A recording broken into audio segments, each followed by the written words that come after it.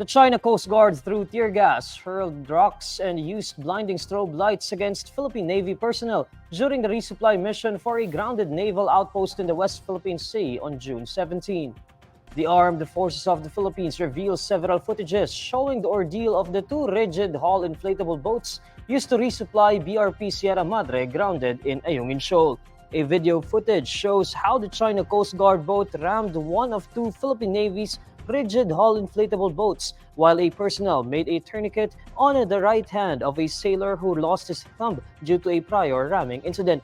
Another footage shows China Coast Guard personnel who were seen wielding bolos and pickaxes, which they also used to slash the other rigid hull inflatable boats moored near the BRP Sierra Madre.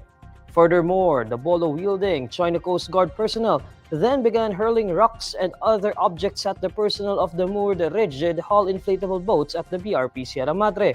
The China Coast Guard personnel also employed sirens and blinding strobe lights during their towing of the moored rigid hull inflatable boats.